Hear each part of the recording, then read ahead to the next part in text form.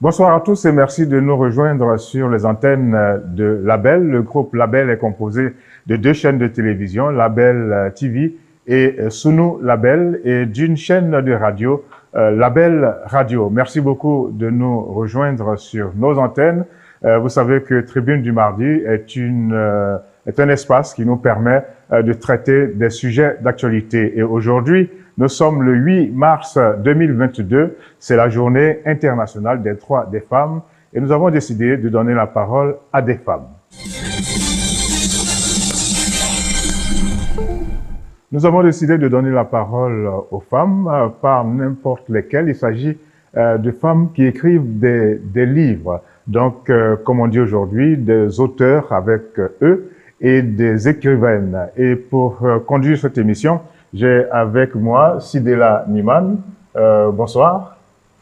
Good evening, dear viewers, ladies and gentlemen. We are here on your Pan-African International channel, Labeltv. I am here with Mr. George Aboke, and tonight we are welcoming you to this program which deals with the latest topics in Africa and in the world. Today we are celebrating the Women's Rights Day, the International Women's Rights Day. And tonight as guests we have 3 women writers from Côte d'Ivoire, Ghana and Nigeria.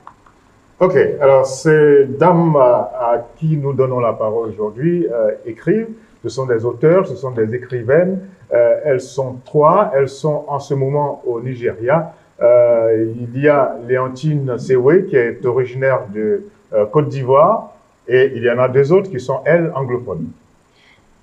Yes, we have Senam Akubida, who is a writer from Ghana, and there's also Flavor Elemi, who is a documentary photographer. Ok. Alors, bonsoir, mesdames. Bonsoir. Labeltv. How are you doing? You're fine. Okay, please, can each of you introduce herself? Okay. All right. My name is Favor Elemi. I am from Cross River State, southern part of Nigeria. I am a documentary photographer. Okay, and my name is Senam Akubida. I'm from Ghana, Accra, and I'm a writer. I write under the name Akubi Agweje. Bonsoir Labeltv, bonsoir aux auditeurs de Labeltv. Donc je suis Léontine Sewe, mon nom de plume Léontine Sira Sewe. Je suis de Côte d'Ivoire et je suis auteur préfacière. Ok, maintenant qu'on vous connaît toutes les 3, nos interlocutrices, eh bien je crois que notre public a envie de savoir qu'est-ce que vous écrivez, qu'est-ce que chacune de vous écrit. Et puis on va tout à l'heure savoir qu'est-ce que vous faites tout ensemble. Mais déjà, dites-nous, qu'est-ce que vous écrivez? Combien de livres avez-vous? Comme je vous l'ai dit, moi je suis auteur, plutôt auteur de romans. Et j'en ai déjà écrit 4 qui ont été publiés. Donc aux éditions Cana, c'est un groupe d'éditeurs franco-américano-congolais. Aux éditions L'Harmattan et aux éditions Edilivre. I'm going to start with Senam. I want to know what you write about and what you've already written. All right. So I basically write poetry, and my poems are mostly about women issues that affect women, like femininity, talk about beauty. I write about women abuse, rape, harassment, and everything that basically touches on living as a woman. Most of my poems have been published in anthologies. My first international anthology was with a Scottish writer, and the title is Aya the Resilient. And then my upcoming writing is also around sexual abuse and harassment and what we can do about it. Okay. What made you want to write about women's issues? Because women's issues is basically what surrounds us as human beings, as the whole world, the world at large. When we look around us, we are mostly we mostly we come out of women. And so considering the fact that we come out of women, and considering the fact that women are silenced, and most of the time we don't want to listen to what women are talking about or what they have to say, I figured I would try to amplify women's voices through my writing. Okay, Favor, please, can you tell us more about your work? All right. I am a documentary photographer, and my work centers around African culture, around the beauty of African culture. And I try to use my photographs to tell stories of, the diverse cultures we have in Africa. And living in different parts of Nigeria has made me see the uniqueness and similarities of these cultures, even though from the history of Nigeria, we have different cultures, and coming together to form Nigeria. But you see the uniqueness and the similarities between these cultures, and I try to portray that in my photography. So I have a blog. It's called Fit for Africa. It shows the beauty from the African beads to the costumes, like that. And I plan to expand on that to other parts of the other beauties of Africa. So my most recent work will be exhibited at Alliance Française here in Ibadan by August of this year. Thank you. Léontine, est-ce que c'est réel? Est-ce que c'est vrai que de plus en plus, on retrouve des femmes auteurs, des femmes écrivaines, de plus en plus, les femmes écrivent des livres? Est-ce que c'est une tendance affirmée? Oui, et ça n'est pas seulement que dans le domaine de la littérature, ni dans le domaine de l'écriture. C'est un peu dans tous les secteurs d'activité aujourd'hui. Ça participe pleinement de la libération de la femme. C'est-à-dire que depuis George Sand, qui avait dû se déguiser en garçon pour pouvoir écrire, d'ailleurs son nom de plume c'est George Sand, jusqu'à cette époque-là, les femmes n'avaient pas le droit d'écrire, elles n'avaient pas le droit d'avoir même ne serait-ce qu'un compte bancaire. Pour travailler, il fallait qu'elles aient l'accord soit des papas, si elles n'étaient pas mariées, soit l'accord des maris. Et voilà, aujourd'hui, on est quand même dans une, je vais dire, ère où les femmes sont libérées, si je puis m'exprimer ainsi, et où elles peuvent aujourd'hui embrasser tous les domaines qu'elles veulent. Et pour ce qui concerne la littérature, c'est un domaine qui, moi, je pense, sied très bien aux femmes, dans la mesure où, en fait, quand je prends mon exemple, moi, c'est quoi? C'est vraiment de la littérature qui met en exergue le côté féminin de la femme, c'est-à-dire tout ce qui est affectivité, tout ce qui est amour. Et bien évidemment, elles luttent pour le pouvoir, elles luttent pour avoir droit de cité, mais en même temps, elles sont par essence l'amour, elles sont par essence l'affection. Et donc, toutes ces choses-là, tous ces sentiments-là qui désertent notre monde aujourd'hui, les femmes les traduisent beaucoup dans leurs textes. Même quand c'est des textes engagés, même quand c'est des textes de combat, on trouve cette trame-là qui, à ma foi, j'exagère peut-être un peu, mais qui, ma foi, serait le fil d'Ariane qui petit à petit permettrait d'apaiser ce monde qui est quand même continuellement en tension. Okay, Senam, we know that literature is an art that is dominated by men, but we can also see that more and more women are now writing. I want to have your opinion on it. Yes, I think that's very true. Over the years, we've had more men writing as against women. And also over the years, we have seen the increase of women writers in all parts of the world. And I think that's very commendable. That's a very good thing that is happening. But we can't say that's the end of it. There needs to be more women writers. We need more women writers in the society. Okay. Favor, I want to ask you, so the three of you are currently at the Ebedi International Residence. Since you are a documentary photographer, can you tell me what exactly your work consists of there? Okay. So I recently started photography last year. And after my last project, I started looking for inspiration, something to broaden my portfolio. Then I came upon this residency, and what I was told is that there's going to be different people from different parts of Africa. And I thought that's a great idea, I should be able to mingle with these women, and I should get inspiration from them. And it's been wonderful because the first interaction I had with her, and I showed her some projects that I was just, an idea I was just mingling with, and she encouraged me to look for a platform. And the work is different from what I normally do. I focus on African beauty and all, but this work was talking about issues, affecting Nigerians. As a Nigerian, I'm born here, and I haven't traveled outside of Nigeria. So it's a situation that I have, experienced all through my life. And living in different parts of Nigeria, it's something that I see that is happening to us in, all these parts of Nigeria. So I brought it up as a story, sort of a story. And I showed her, and she was encouraging me to make it a bigger project. So yeah, that's something really nice about project.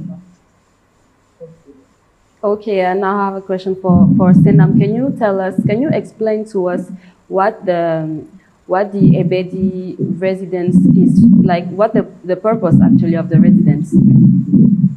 The what? About the purpose of the you staying there. Oh, okay. So Ebedi Writers Residency was founded somewhere in 2010, and their sole objective is to give writers the space, a serene environment to have the time to write their books or to finish their book projects that they have started. Our lives, our normal and ordinary lives, are usually made up of a lot of hassle and bustle, and because of that, it takes a longer time to be able to finish a project, because you have to go to work early in the morning, come back late, take care of the family, cook, clean, wash. You basically have very little time for yourself and for your personal projects. And so Ebedi Writers Residency provides a 4-week period where writers come and they don't do anything at all except to write and write and write. Everything that you need to be done for you, whether it's cooking, there is someone to cook for you. If you want someone to wash for you, there's someone to do that. And so it provides writers opportunity to just concentrate on their work and then finish it. Alors, Léontine, vous qui êtes mon interlocutrice, vous allez nous dire comment est-ce que vous avez été sélectionnée pour prendre part à cette activité, et puis où est-ce que vous êtes exactement? On sait que vous êtes au Nigeria, mais vous êtes où précisément, et depuis combien de temps êtes-vous ensemble toutes les trois? Et qu'est-ce que vous faites exactement? Très bien. Moi, j'ai été donc informée du choix d'un auteur, d'une auteure en l'occurrence, pour participer à cette 57e édition de la résidence internationale des écrivains dédiée au Nigeria, 29 janvier, tout dernièrement. Et donc, c'est le président de l'association des écrivains de Côte d'Ivoire, le professeur Makereti, qui lui-même est poète, qui donc m'a contacté pour me dire il fallait soumissionner pour participer à cette résidence. Et donc, j'ai soumissionné. Nous étions 3 au départ, 3 donc auteurs ivoiriennes. Et voilà comment j'ai eu connaissance de cette résidence-là. J'ignorais même qu'il y en avait en Afrique. Je connais des résidences en Europe, où j'ai beaucoup plus vécu qu'ici, bien évidemment. Mais bon, et donc voilà comment j'ai été informée de l'existence de cette résidence. Et je pense que ce qui a joué en ma faveur, c'est que je suis ce qu'on appelle une auteure établie. Bon, généralement, les gens disent un écrivain, mais je féminise. Je suis ce qu'on appelle une auteure établie. Et si vous avez remarqué, un auteur établi, c'est-à-dire? C'est un auteur qui a publié plus de 2 ouvrages. Et moi, j'en suis à 4. Le 5e est actuellement chez l'éditeur. Et celui que je suis en train de travailler ici sera le 6e. Alors, on va rester dans le temps de cette célébration. Donc, vous êtes une auteure établie. Et dans les critères... Une écrivaine. Voilà, merci beaucoup, Georges. Je ne suis pas une écrivaine parce que je n'écris pas en vain. Je suis une auteure établie. Et dans les critères, ce qui était attendu, donc pour les auteurs qui devaient participer à cette résidence, ils avaient besoin d'une auteure établie pour coacher, si on peut le dire ainsi, les jeunes auteurs tels que Sinam. Je ne parle pas de Fivor parce qu'elle est photographe, ça n'est pas mon domaine. Ça, c'est un. Donc, du fait d'être une auteure établie, ça, c'est un. Du fait aussi d'avoir préfacé un recueil de poèmes d'un poète togolais, béninois-togolais, si j'ai bonne mémoire, dont l'ouvrage a été retenu pour le prix PAWA. PAWA, c'est l'association panafricaine des écrivains africains. Et donc, j'ai préfacé l'ouvrage du poète Sébastien Bongouli, et je pense que ça a joué en ma faveur. Et donc, voici comment j'ai été sélectionnée pour venir participer à cette résidence qui se trouve à Ezine, dans l'état de Oyo, comme vous l'a dit tout à l'heure. C'est dans l'ouest du Nigeria. Voilà. Et depuis combien de temps vous y êtes? Depuis combien de temps vous y êtes et combien de temps vous reste-t-il encore? On y est depuis 3 semaines, donc il nous reste encore une semaine. La résidence se termine le 15 mars, et donc je pense mardi prochain. Et donc on y est depuis 3 semaines. On a encore une semaine à être ici. Et puis, et donc l'autre volet de votre question, c'était de savoir, moi je travaille là à finaliser un projet, donc un roman que j'avais en tête depuis plusieurs années, mais que j'avais vraiment pas eu le temps de mettre sur papier. Et puis, c'était vraiment l'occasion rêvée, quoi. Donc, je suis arrivée ici. Et ce que je ne peux pas faire en étant chez moi, j'ai pu le faire. Donc, je me suis fixé un objectif de 4 pages minimum par jour. Et je suis largement au-delà. Et donc, je partirai d'ici, Dieu le voulant, avec un roman complètement terminé que je soumettrai tout de suite à mon éditeur quand je serai rentrée. Alors nous, on pensait que c'était une œuvre commune que vous étiez en train d'écrire. Non? Moi, au départ, je pensais aussi... Puisqu'on vous met ensemble, en un lieu, pendant un même moment. Alors, je pensais aussi au départ qu'on nous donnerait à écrire une œuvre commune. Mais en fait, dans l'entendement du promoteur de cette résidence, le docteur Roulé Okediran, qui est le président de l'Association panafricaine des écrivains d'Afrique, eh bien, dans son entendement, c'est juste que chacun vient, il termine son projet qui est en cours, mais il n'y a pas une œuvre commune à écrire. Je pense que c'est des propositions qu'on peut lui faire. Moi, par exemple, ce que j'ai fait, c'est de proposer à mes 2 concerts, Sinam et Fivor, de participer au roman que je suis en train d'écrire. J'ai demandé à Fivor de me proposer une couverture et j'ai demandé à Sinam de faire la préface, mais un poème comme préface. Et donc, voici un peu l'initiative que j'ai prise moi-même. Mais en même temps, on peut toujours proposer au docteur Okediran, pour les autres éditions, de faire en sorte qu'une œuvre commune écrite par les 3 auteurs ou auteurs, eux, qui se retrouveront ici, puisse sortir de la résidence internationale EBEDI. Okay, Favor and Senam, can you explain to us how you were selected? You can start with Favor. How were you selected and what are the selection criteria? Okay, when I heard about this, I was told to just write an application. So I did just that in January, and I wrote an application and I added my CV, my curriculum vitae, and a portfolio, just a few of my works. And then I got a response. I was told of the different periods for women. So I selected the one for February to March, and that's how I got it. Okay, what about you, Senam? Okay, so for us, I think that past residents are given the opportunity to nominate women writers that they think would benefit from the residency. And so I was nominated by Ruby Goka. She's a renowned children's book writer in Ghana. And then from then on, I tendered in my application and CV, and then I was given the go ahead.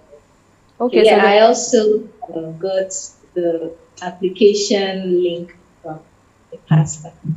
Okay, so the process is very different according to the country. So how do you feel about the whole experience so far, Favor? It's been wonderful. I mean, there's just something about being among women who are doing something. I mean, Sinam has her story, of the things she's done in her country, and I've learned a lot from Leo also of the places she's been to and the things she's done. So it's very inspiring just being among these women who are doing something, and it makes me want to give back also to them. Okay, Sinam? Yeah, it's been inspiring for me to seeing that every one of us just sits down and we are constantly just working on our individual projects. Sometimes you come home, you come to the house and we are in the hall, everybody's just focusing on what they are doing. And I've been able to do a lot more than I would normally have done if I were at home. So it makes me feel a bit accomplished because my goal here is on course. All right. So we are coming to today's celebration. So today we are celebrating Women's Rights Day. I would like to know what do you think it is worth celebrating and why? Yeah, of course, it is. I mean, women are, I would say, the backbone of any society. For a society to grow, you need a woman there. And contrary to what people think, I believe that the main reason men get married is because they want, a constant person, a strong person by their side. Because it's not easy to have a home and still run a business. And some women combine that with education, trying to, better themselves, literally. And also, it's very inspiring having a day to just celebrate women for everything they've done for us. Starting with my mom, she's done so much. And every other women that I've come across, they've just been powerful. Okay, Senam, what do you think about the importance of celebrating women's rights? Okay, so looking at the history of International Women's Day today, you cannot just sit back and not celebrate the achievements and the efforts that women have put into being recognized as able-bodied people and human beings in society.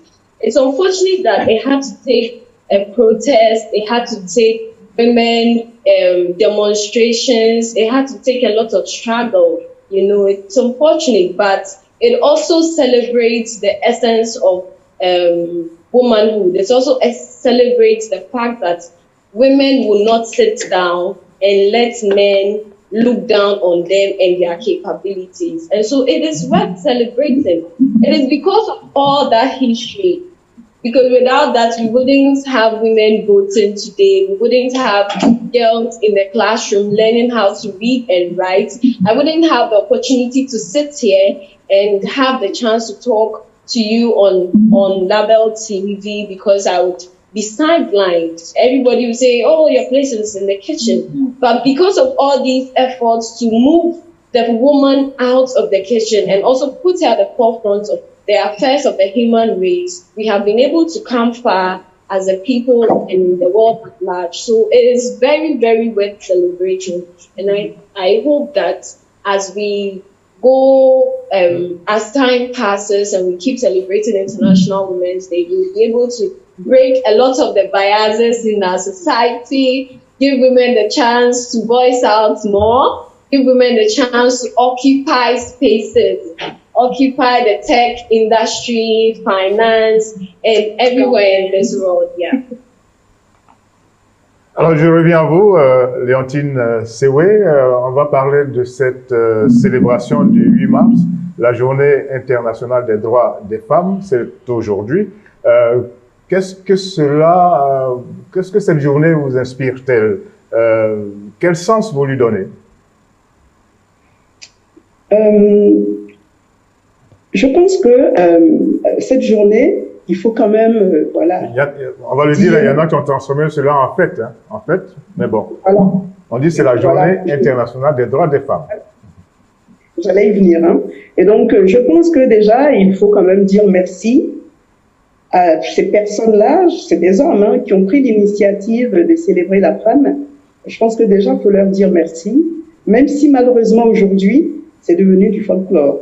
Et ça, je le disais à la célébration de la journée l'année dernière, moi, je ne rentre pas dans ce folklore-là, parce que la lutte qu'ont menée toutes ces femmes à travers le monde pour que nos droits soient reconnus, pour que nous soyons mis sur le même pied d'égalité que les hommes, ne consiste pas en des uniformes, en des t-shirts, en des défilés devant les autorités pour aller leur dire merci, parce qu'ils auront nommé une femme parmi 10 000 hommes à un poste de responsabilité. Et donc, voilà, ce dévoiement-là, ça a été dévoyé, voilà, ce dévoiement donc de la journée de la femme. Moi, honnêtement, je ne m'inscris pas là-dedans. Parce que de toute façon, je me dis une chose, la lutte que mènent les femmes depuis des décennies, hein, voilà, ne saurait se circonscrire à une seule journée. C'est vrai. Là c'est juste pour marquer le coup.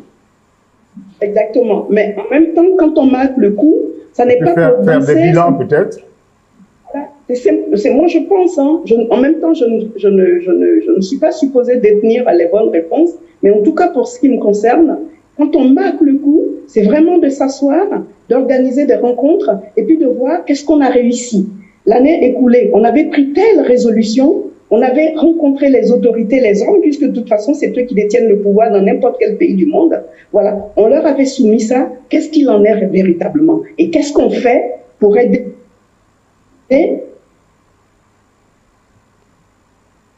la masse laborieuse? Parce qu'aujourd'hui, cette masse laborieuse pour laquelle on ne fait, je suis désolée, mais rien. C'est-à-dire qu'on se contente de les réunir en folklore pour aller célébrer telle ou telle femme ou tel homme, et puis la journée s'arrête là. Alors, vous aurez voulu quoi de façon précise? Vous souhaiteriez quoi?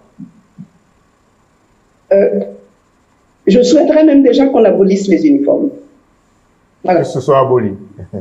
De façon très triviale, qu'on arrête les histoires de pagne, de machin, parce que l'image de la femme ne se résout pas à ça. Je suis désolée, l'image de la femme ne se résout pas à ça. Aujourd'hui, quand vous allez dans mon village, moi, qui est l'Anguémont, là, dans l'ouest de la Côte d'Ivoire, quand vous allez dans mon petit village, des femmes portent des pantalons. Et donc, voilà, symboliser la célébration de la journée de la femme par des uniformes, je suis désolée, ça n'honore pas la femme. Et donc, simplement, commencer déjà par ça. Et une fois qu'on a fait ça, voir comment est-ce qu'on va rencontrer nos sœurs qui sont dans des campagnes, nos sœurs qui sont éloignées de la ville, qui sont éloignées, qui sont coupées de tout, pour qu'ensemble, on s'asseye et qu'on voit qu'est-ce qu'on peut faire. Parce que, voilà. Et ça, c'est très important. En même temps, vous me direz les discours, mais quand on ne parle pas, je suis désolée, il n'y a rien qui se fait. C'est à partir de ce qu'on... Autre question, vous pensez que les choses avancent dans le bon sens, les choses avancent vite, ou bien constatez-vous une certaine lenteur dans l'acquisition des droits par les femmes? Dans mon pays, la Côte d'Ivoire, je trouve que les choses n'avancent pas assez. Voilà. Je suis désolée, les choses n'avancent pas assez. Après 60 années d'indépendance, s'il faut fixer des quotas pour la représentation de la femme dans les institutions en Côte d'Ivoire, je trouve que c'est dommage. C'est dommage. Parce que les intellectuelles ivoiriennes, ça n'est pas ça qui manque. De grands intellectuels de la Côte d'Ivoire en ont produit. Et qu'on soit aujourd'hui, pour chaque président qui arrive dire, moi je vais faire en sorte qu'il y ait 30% de femmes à l'Assemblée nationale, 30% de femmes dans les gouvernements, je suis désolée, c'est déplorable. Et donc, en un mot, les choses ne vont pas vite à mon sens. Elles ne vont pas vite. Contrairement aux autres pays où aujourd'hui, on n'en est plus là. Moi, j'ai été dans un pays comme la Turquie, où le monde entier s'accorde à dire, les Occidentaux, hein, je précise bien les Européens, puisque voilà, j'ai aussi, je sais pas, ce lourd tribut là d'être française, où en France, on s'accorde à dire que c'est des femmes qui sont battues, qui n'ont pas droit à la parole. Moi, j'ai été en Turquie, les femmes sont plus en avance que les hommes. Elles occupent des postes de responsabilité que les hommes n'occupent pas. Elles ont des salaires qui sont au-dessus du salaire des hommes. Et donc, vous voyez, c'est ces exemples-là que moi, je voudrais que la Côte d'Ivoire recopie. Je voudrais qu'on s'inspire de ça, même pas recopier, parce qu'on ne peut pas transplanter ce qui se passe ailleurs chez nous. On a nos réalités qui sont traditionnelles, qui sont culturelles. Voilà, il faut simplement qu'on s'en inspire et qu'on voit dans quelle mesure on peut faire la promotion de la femme sans lui demander de passer par le canapé. Je suis désolée, voilà, c'est ça que je voudrais. Okay, Favor and Senam, I'm going to start with Senam. What do you think celebrating women's rights is really changing anything for women at all?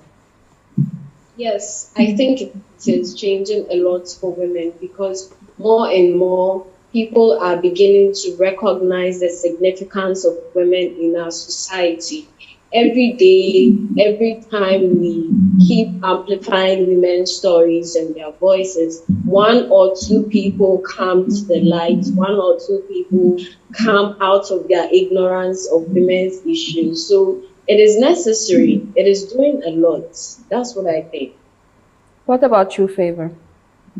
Okay, I believe it's very important, and I think it's influencing, individual women, because from the history of time, women have been told to just allow the men do stuff for us. So having a day where we celebrate ourselves, increases our self-confidence, self-awareness, and makes us see that, yes, there is need for us to, bring out the potentials that we each have. And a lot of women are talented. Like, there's so many amazing things, even through histories, that women have done that I don't believe, would have been accomplished otherwise. So I think just having a day where women are celebrated encourages more women to stand up and take responsibility. Yes, and I also think that days like this give us the opportunity to talk more about women achievers and use them as examples to upcoming women, to let them know that it is possible, that you can be anything that you want to be, and you can climb the ladder, you can get up there and stay there. It doesn't matter if you're a woman. Okay, so this year's theme is Gender Equality Today for a Sustainable Tomorrow. What do you think about it? Yes, we need gender equality for a sustainable tomorrow. And I think that we are getting there. Although we still have a very long way to go, we are getting there. And why sustainability? Sustainability because if women are capable of staying at home and maintaining the sustainability of the home, then imagine what they can do outside of the home. Imagine what they can do in governance. Imagine what they can do in leadership positions at the banks and in tech. Imagine what women can do. Women are more like a reservoir of talent, untapped talent and knowledge in so many aspects. And the more we keep pushing them, the more we keep keeping them down, the more the world lacks, the more the world is in inadequacy of talent. So creating equality in our workplaces, in our schools, and everywhere, the world at large, would give us opportunity to get to a future where there's a good balance, which will also create the sustainability that we hope to achieve. Because where there's balance, where there's equal share of ideas and opportunities, we are able to harness more of the human talent and human resource that we have as a people. But what do you think? It's somehow to even say that there is gender inequality. It's sad because I don't get why. I mean, there is no science to prove that there are things a woman cannot do, but a man can do. And in fact, over time, women have proven to be able to do even more. But when we're talking about equality, I would say that it should also mean tolerating, because it's not easy still. I mean, because we've been saying equality, a lot of women have been made to feel like they have to, present themselves a certain way, like they have to work harder and they still want to be able to balance family life and career. And that's sad, because, I mean, a woman is expected still to work her 8 to 5 and come home and take care of the family. And she's missing out on a lot of great things. I mean, training here in Nigeria. I was coming to that. I wanted to ask you, what do you think is lacking, or what do you think is the issue? Why are women not recognized as they are? Why are they always treated less than the men? What do you think is the reason? I think men still want to take control.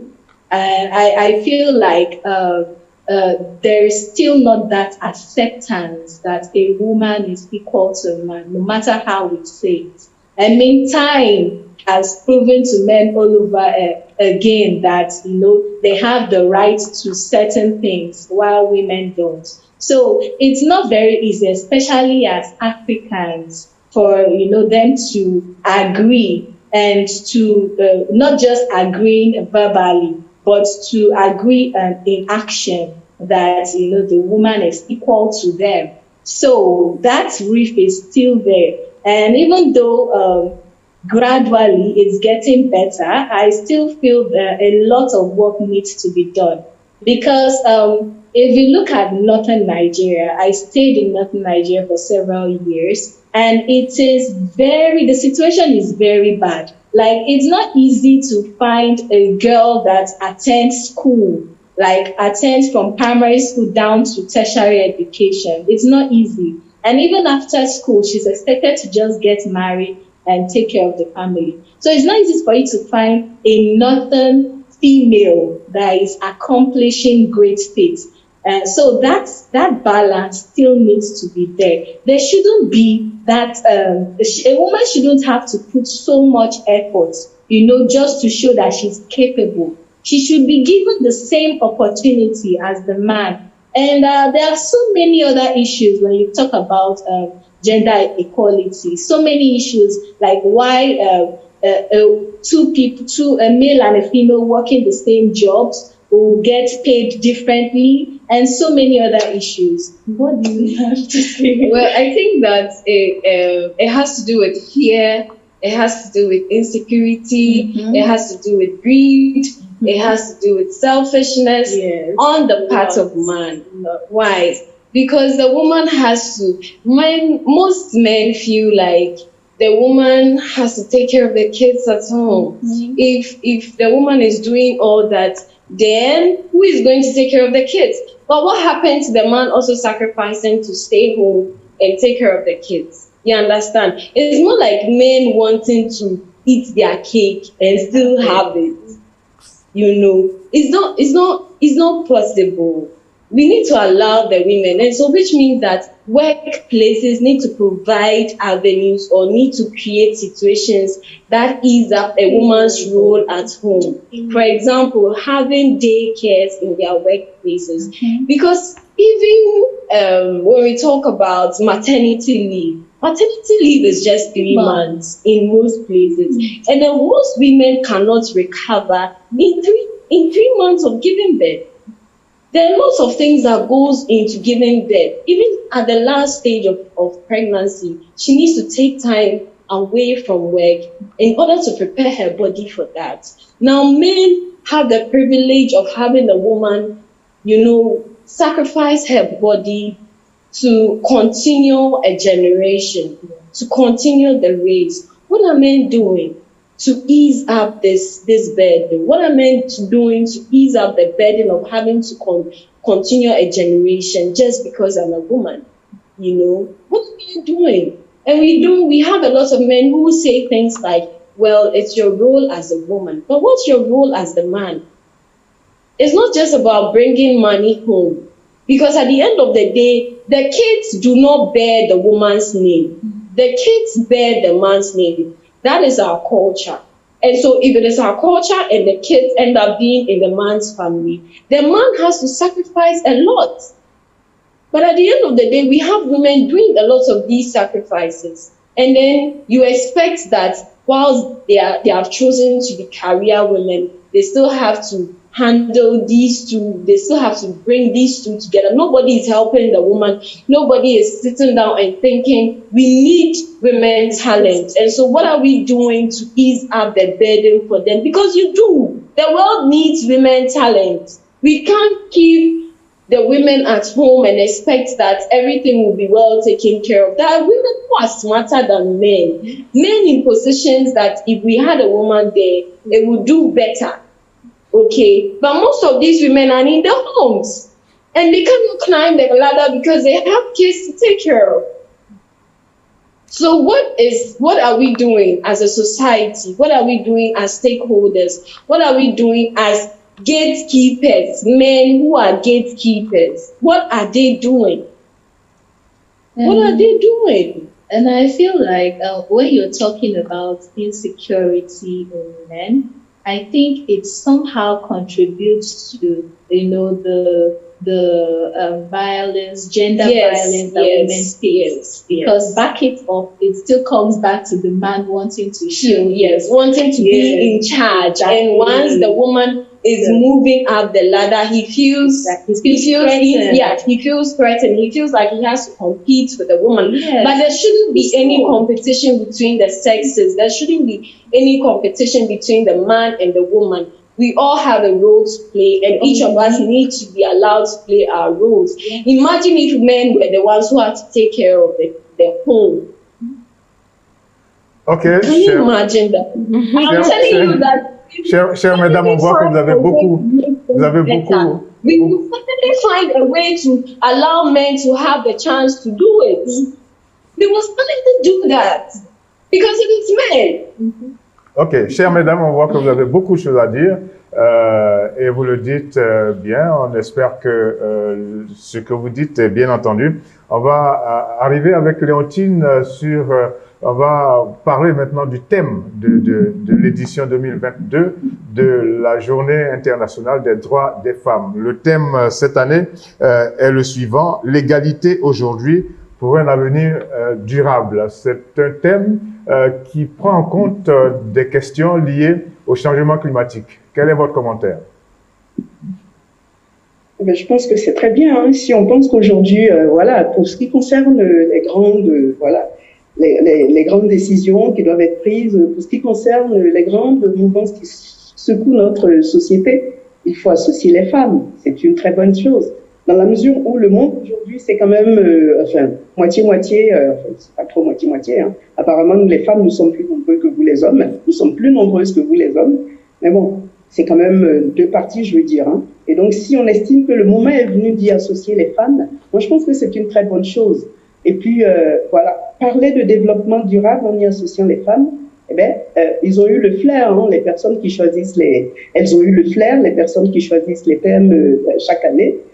Parce qu'aujourd'hui, quand on prend des pays comme l'Afrique, enfin des continents, parce que l'Afrique est un continent, et quand on prend un pays comme moi, mon pays, la Côte d'Ivoire, je ne parle pas des autres pays parce que je ne les connais pas assez.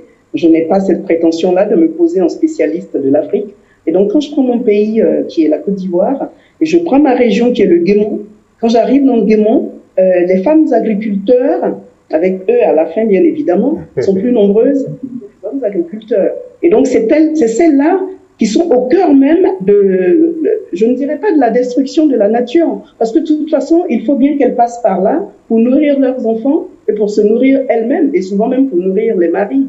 Et donc, voilà, c'est celles-là qui sont au cœur donc de tout ce qui concerne les attaques à l'environnement, et les sensibiliser sur ça, parce que le tout n'est pas de décréter un thème, le tout est de mettre en place des dispositifs, des mécanismes pour sensibiliser à rendre effectif ce thème-là dans nos actes de tous les jours, dans ce qu'on fait quotidiennement. Et je dis, les femmes des milieux ruraux, des zones rurales, des milieux ruraux, pardon, des zones rurales dans nos différents pays, sont celles qui devraient être concernées. Et ça me fait revenir à ce que je disais tout à l'heure, organiser pour chaque année, autour du thème qui a été choisi, s'organiser pour proposer un projet de société qui véritablement est chevillé au développement durable. Ce serait une très belle chose. Ce serait une très belle chose parce qu'il est temps que nous sortions des discours creux, qu'il est temps que nous sortions de nos bureaux pour aller enfin travailler véritablement à faire bouger ce monde. Voilà, ça n'est pas en restant dans nos bureaux, ça n'est pas en nous gargarisant de mots, ça n'est pas non plus en restant dans nos écrits, nous qui sommes auteurs, que nous allons faire bouger les choses. Bien évidemment, ce que nous écrivons participe à la réflexion à mettre en place.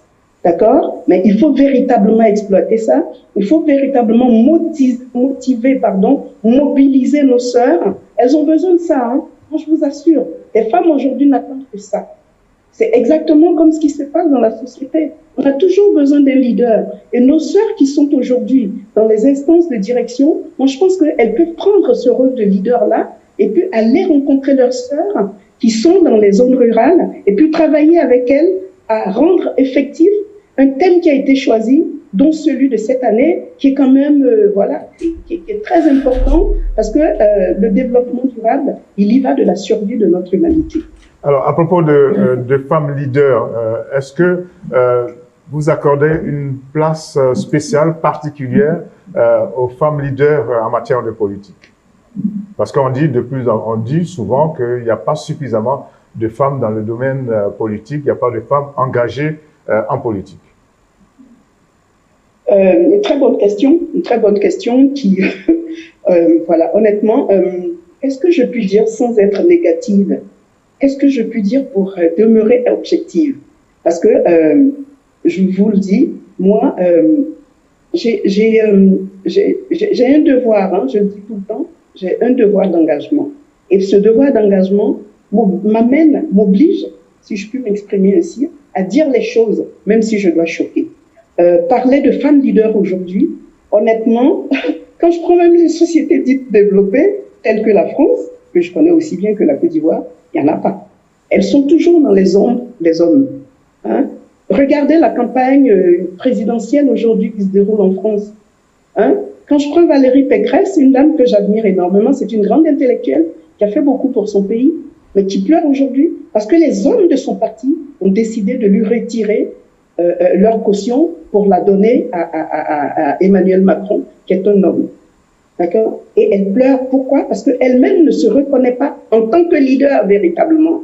Elle se pose comme leader, mais en même temps, elle a certainement été cooptée par des hommes qui lui ont dit, allez, vas-y, prends la casquette de leader. Et donc déjà, intrinsèquement, elle ne se reconnaît pas comme leader. Comment voulez-vous qu'elle soit une leitmotiv, une locomotive, pardon, qui entraîne les autres femmes avec elle? Maintenant, quand je reviens au cas de la Côte d'Ivoire, qu'on me pardonne, hein, ce sera peut-être une volée de bois vert, mais je dis les choses telles qu'elles sont. Hein. C'est-à-dire que quand on est dans l'opposition, ou bien quand on n'est pas encore au gouvernement, on est leader. Mais une fois qu'on y entre, on se tait, parce qu'il faut rentrer dans les rangs, parce qu'il faut plutôt se préoccuper de comment on va faire pour perdurer dans le gouvernement ou dans l'institution dans laquelle on est entré, et on laisse, c'est-à-dire on fait un peu comme Saül et son frère dans la Bible.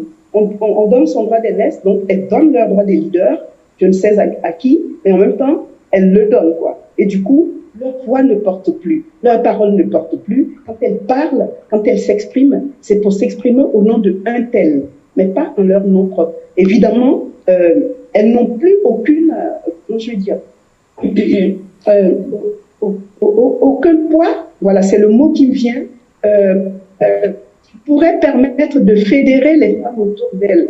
C'est-à-dire que les femmes qui encore se laissent entraîner par elles, eh ben, c'est des femmes, excusez-moi du terme, qui font ce que j'appelle la politique du ventre, la politique alimentaire. Parce que nous, les femmes, nous sommes la couche de population la plus touchée par la précarité dans le monde. Et si ça peut nous permettre de manger, eh bien, on va avec elle. Mais ça n'est pas tant parce qu'elle a un discours rassembleur, elle a un discours qui entraîne, elle a un discours qui nous permet de nous retrouver en elle et de dire, tiens, voici quelqu'un qui va être le porte-flambeau de ce que nous voulons. Voilà. Okay, Senam and Favor, I want to ask you, what do you think about African women's future when we know that boys and girls in some parts of Africa still don't have the same access to school? Women have poor access to loans, to land, and the representation of women in parliament is also very low. We've seen a protest in Nigeria. I think it was last week or last 2 weeks. So what do you think about African women's future?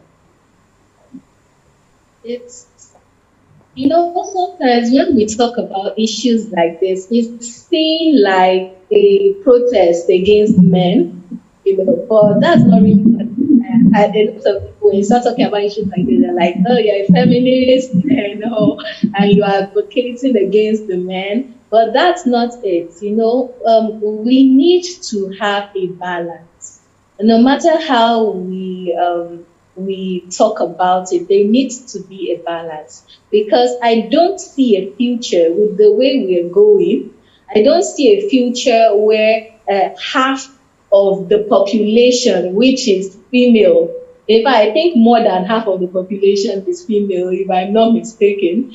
But when you have half of the population suffering, where is the economy of the nation going then? There has to be empowerment. Women need to have equal opportunity to loans. I know this a lot because we've had situations where we're talking about entrepreneurship, and the women there will be like, well, it's not that they don't have bright ideas, but there's just no access to loans. And I have personally had to go by a male correspondent, like having a male stand for me against these financial people. So it's a situation, I am serious, in Nigeria. Oh, so no. I mean, it's a situation that needs to be addressed. I mean, women should be given the same credence as a man should, because we have the same ideas. We have, probably even better, we have potentials, and, you know, they're really, really bright ideas. And you have the courage to leave your child to a woman. Mm-hmm. The child, the upbringing of the child. Yes. The safety of the child. You have the courage to do that to a woman. What don't you have the courage else to do?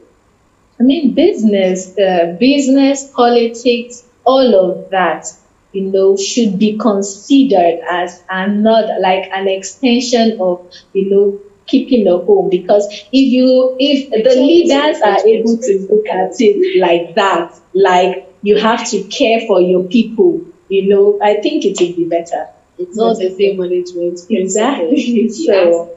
For me, okay, yes. Yes, for me, when I look at Ghanaian women and the efforts they are putting in, I think that there's a lot of hope for African women in the future, because back home, I know many Ghanaian women who are doing a lot of advocacy projects and outreaches just to make sure that we bridge the gap between the sexes. We are able to create gender equality in all spheres of life.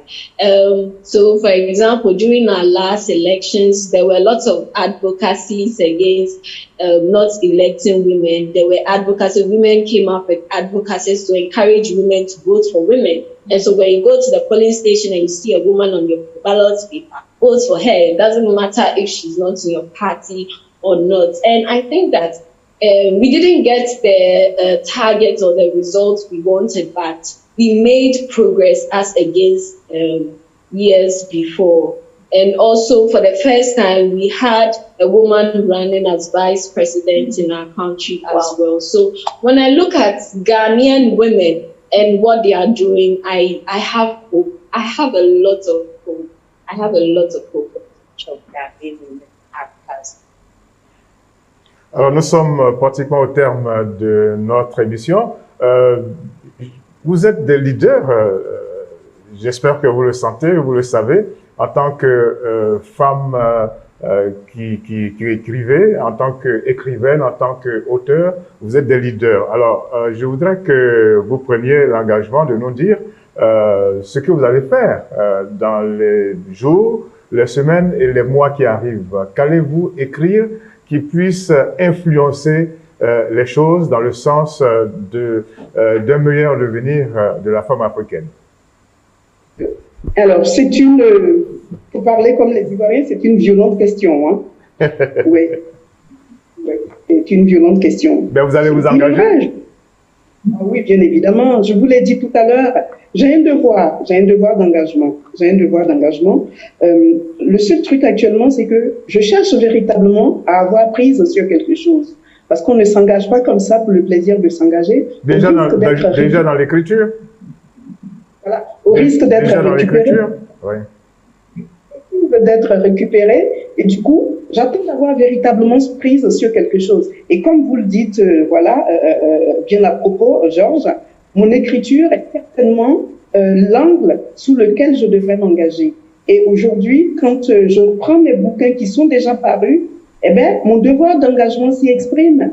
C'est-à-dire que à travers mes œuvres, je montre que la femme, ce n'est pas celle qu'on décrit dans nos sociétés occidentales et européennes. La femme africaine, je veux dire, hein, ce n'est pas celle qu'on présente comme celle qui est dans l'ombre, qui n'a pas le droit de dire un mot, qui est battue constamment, qui ne décide de rien. Ça n'est pas vrai. Et c'est ce que je démontre à travers mes bouquins. Et le faisant, pour celles qui liront, c'est ma manière à elles de leur dire, sortez un peu des clichés, sortez un peu des stéréotypes que l'Occident n'arrête pas de nous coller et que bien souvent, très souvent même, je dirais, qu'on accepte nous-mêmes, parce que c'est l'occasion pour nous de monter des ONG pour aller tendre la main pour avoir des financements. Et donc, on contribue à déformer la réalité de la femme africaine, alors que la femme africaine, c'est une femme de pouvoir. C'est une femme de pouvoir. Elle a été hier, elle l'est aujourd'hui, elle le sera demain. Si je plonge un peu dans l'histoire de l'Afrique, quand je prends par exemple des personnages clés qui ont marqué quand même notre histoire, comme Soundiata Keïta, comme Songoro Kanté, comme le roi Nare Mangan Keïta, c'était des femmes qui étaient derrière elle. Nare Mangan, c'était quoi? C'était Sassouma Berete, qui, bon, on dira ce qu'on veut dire d'elle, mais c'était une femme de pouvoir. Quand je prends Sogolon Diatta Kejou, la mère de Soundiata Keïta, c'était également une femme de pouvoir. Elle était dans l'ombre de son fils. Elle l'a poussé à devenir ce qu'il fallait qu'il devienne. Et des exemples comme ça, il y en a des.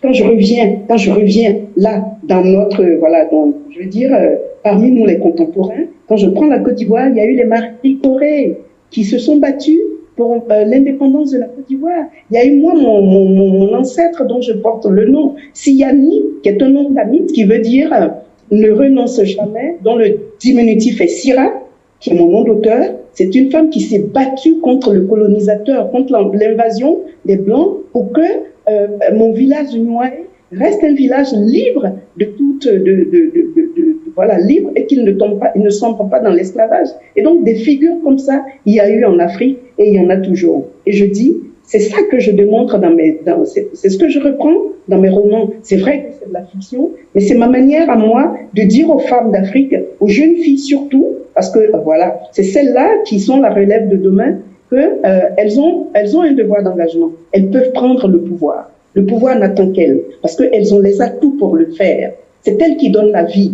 Elles ont les atouts pour le faire. La vie en elle-même est une puissance, c'est un pouvoir. Dès lors que tu donnes la vie, bien évidemment, ça veut dire que c'est toi qui octroies le pouvoir. Et donc, il faut qu'on se réveille. Il faut qu'on se réveille à travers nos écrits, à travers ce que nous faisons, et que nous soyons les meilleurs dans ce que nous faisons. Ça, c'est très important. Et je rejoins Martin Luther King qui disait, si tu es balayeur de rue, balaye les rues si parfaitement que tous ceux qui viendront après diront, ici vécut un balayeur de rue qui fait bien son métier. C'est ce que j'attends que nous, les femmes, nous fassions.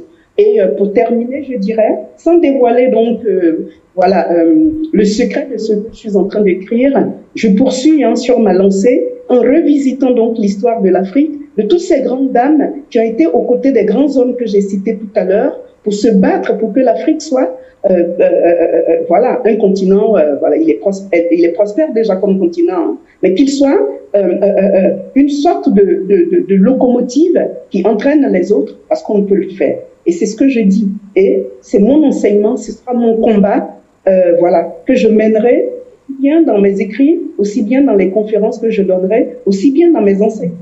Voilà, c'est vraiment ça mon combat. Et je pense que je vais continuer à aimer à télé et faire en sorte que beaucoup de jeunes filles, de jeunes dames et de femmes me rejoignent. Merci beaucoup, Léontine. Okay, Favor and Senam, we are coming to the end of this program, so I just want to have a last word from you. You are leaders of opinion, and of course you can use your art to still continue to empower women. So are you going to, do you have a project, or what are you going to do in the future, maybe to keep empowering women? I'll start with Favor. Okay. Well, I'll say a big thanks to this residency program because we have come up with an idea to help, firstly, the youth, and by youth I mean the teenagers and the younger children, to talk to them about issues relating to girl-child rights and education and issues relating to molestation, and give them, a platform where they can talk freely and help out.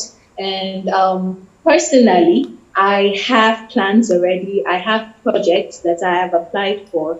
I'm applying for grants and all to help with. The project is mainly going to talk about entrepreneurship and giving women, because I noticed that it's not just about giving them an idea, but giving them, supporting them with resources to be able to utilize their ideas to make something for themselves. So yes, I'm hoping to get opportunities to help me drive that. Thank you. Okay, Sena. Okay, so, right. I'm just going to continue with my project of advocating against sexual harassment, especially in our churches, the Catholic Church, for example. And this is an advocacy I started exactly a year ago, and it's been running for this period of time. And so I'm just going to focus more on that. And that is the inspiration behind the current project I'm working on, which is a collection of poems that talk about sexual harassment in our society and the way forward. Yeah, so that, and also collaboration is very important to me, because I believe that when women come together, there is a lot that can be achieved. So I'm looking forward to collaborating with other women activists or advocates who are doing wonderful things, to also work with them. We are playing with the idea of starting a similar residency, stuff like that. So yeah, there are plans. Okay, thank you very much. So we've come to the end of this program. Thank you very much for watching, and I hope you were inspired as we were. And I want to say that it's very important to celebrate women. Women's rights is very important. So thank you very much, and continue to watch us, and thank you. Merci beaucoup, mesdames. Merci beaucoup. Quand vous aurez fini dans une semaine, vous allez rentrer. En tout cas, nous, notre objectif était de faire en sorte que les femmes que vous êtes, en tout cas, vous puissiez dire ce que vous pensez. Vous êtes là-bas en ce moment au Nigeria, et aujourd'hui, c'est la journée internationale des femmes. En tout cas, nous vous disons grand merci d'avoir pris part à cette émission. Nous espérons que vos propos et que vos écrits vont être entendus et lus et mis à exécution. En tout cas, pour notre part, nous vous disons merci encore, et merci aussi à tous ceux qui nous ont suivis durant cette émission Tribune du mardi. Nous nous retrouverons la semaine prochaine pour un autre numéro de cette émission. Merci encore, au revoir et à bientôt. Thank you. Yes, thank you. Thank you.